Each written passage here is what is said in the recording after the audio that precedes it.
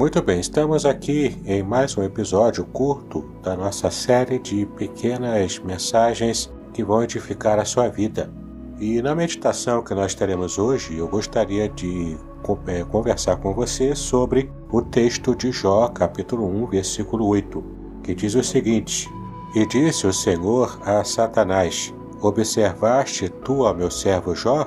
Porque ninguém há na terra semelhante a ele, homem íntegro e reto, temente a Deus e que se desvia do mal. É muito interessante a gente conseguir perceber aqui nessa passagem o quanto o próprio Deus está atestando o tipo de espiritualidade que ele estava observando no seu servo Jó. É interessante que o texto também diz que Satanás se apresenta a Deus junto com uma reunião angélica lá nas regiões celestiais, mas Satanás se apresenta como se ele fosse um intruso naquele lugar. Mas o mais interessante é que o próprio Deus está chamando a atenção de Satanás para que ele observasse o servo de Deus chamado Jó. E é muito interessante que, literalmente, como a gente observa aqui no versículo 8, quando Deus fala para Satanás: Você observou o meu servo Jó? É como essa frase está traduzida nas nossas versões em língua portuguesa, mas literalmente está assim no hebraico: Fixaste o teu coração no meu servo Jó? Isso porque ali tinha uma mensagem subliminar que o próprio Deus estava lançando contra Satanás. Ele estava dizendo o seguinte: você conseguiu perceber nas entrelinhas que Jó está na verdade sendo fiel, justo, sem ter nenhum tipo de vantagem espiritual como a que você tinha, porque Jó é um ser humano, e diferente de você, Jó está conseguindo se manter fiel e íntegro ao meu serviço, à minha adoração? Você conseguiu perceber a nuance do que esse texto diz, de como Deus estava colocando Jó em perspectiva contra o próprio Satanás que havia aparecido ali de maneira intrusa? Então você percebe aqui que esse texto ele trata de uma maneira muito própria de uma peça jurídica antiga, uma disputa jurídica antiga, em que Satanás se apresenta diante de Deus e ele coloca que Jó estava servindo a Deus não de maneira íntegra, mas ele estava, na verdade, levando algum tipo de vantagem. Então Jó passa a ser a disputa entre essa querela de Satanás contra o próprio Deus. É como se Satanás estivesse se colocando como vítima e Deus o seu algoz, porque ele estava abençoando Jó e por isso Jó estava servindo a ele.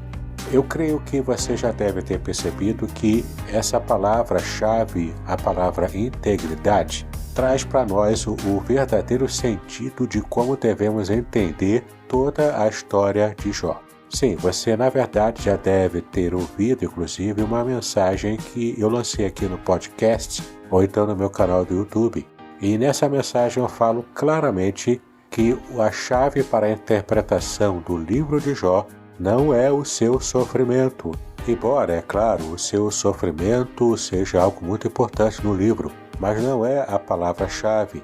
A palavra-chave é integridade. O que está em jogo aqui é a integridade de Jó no serviço a Deus quanto a todo tipo de mazela que ele recebeu de Satanás, né? É importante percebermos também que o livro trata o modo como Satanás esteve trazendo todas aquelas mazelas a Jó. Ele construiu tudo para que Jó entendesse que era o próprio Deus que estava trazendo juízo sobre ele, mas o seu coração não dizia a ele que ele havia pecado, né? Na verdade, Jó era bastante criterioso quanto à sua espiritualidade e inclusive quanto à espiritualidade da sua família. Isso nos faz entender então o que de fato o texto bíblico fala sobre integridade. Na verdade, a Bíblia tem muito a falar sobre integridade. Por exemplo, no Salmo 7, versículo 8, diz o seguinte: O Senhor julgará os povos, então julga-me, Senhor, conforme a minha justiça e conforme a integridade que há em mim. No Salmo 15, versículo 2, nós lemos: Aquele que anda sinceramente e pratica a justiça e fala a verdade no seu coração. Esse texto se refere àquele que poderá ver a Deus, né? porque tem sinceridade, ou seja, integridade no seu coração. O Salmo 41, versículo 12 diz: Quanto a mim, tu me sustentas na minha sinceridade e me puseste diante da tua face para sempre. Provérbios capítulo 10, versículo 9 diz: Quem anda em sinceridade anda seguro, mas o que perverte os seus caminhos será conhecido. Provérbios capítulo 11, versículo 3 diz: A sinceridade dos íntegros os guiará, mas a perversidade dos transgressores os destruirá. Provérbios capítulo 13, versículo 6 diz o seguinte: A justiça guarda ao que é de caminho certo, mas a impiedade transformará o pecador.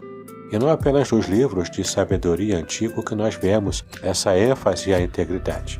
No próprio Novo Testamento, o Senhor Jesus Cristo, ele também falou sobre isso.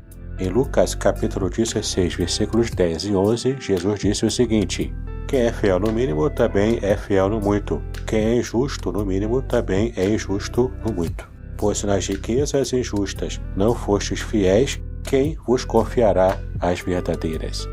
Então ele fala aqui de integridade, sinceridade e o modo como nós nos apresentamos a Deus para servi-lo. Assim, fica essa mensagem importante para o nosso coração nessa oportunidade. Devemos servir a Deus com integridade. Ainda que estejamos recebendo algum tipo de mazela, algum tipo de sofrimento, nós devemos crer que Deus está na frente de tudo.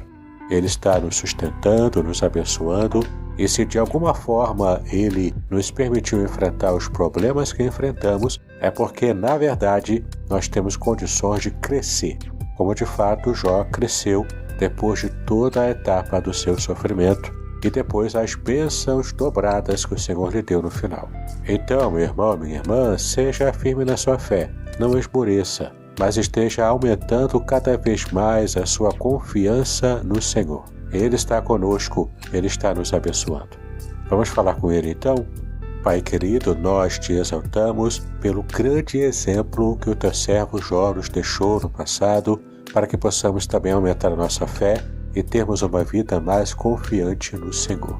Então, neste momento, nós queremos pedir a Ti que Tu nos dê a certeza de que o Senhor estará nos abençoando, assim como também abençoou o teu servo Jó no passado. Cuida, Senhor, de cada um de nós, nos dá a condição de suportarmos cada vez mais o nosso sofrimento. E trata conosco, na medida em que precisamos aprender a conhecer cada vez mais o Senhor. Assim nós te exaltamos, em nome de Jesus, e pedimos, agora e para todos sempre. Amém e amém. Paz e bênçãos sobre a sua vida.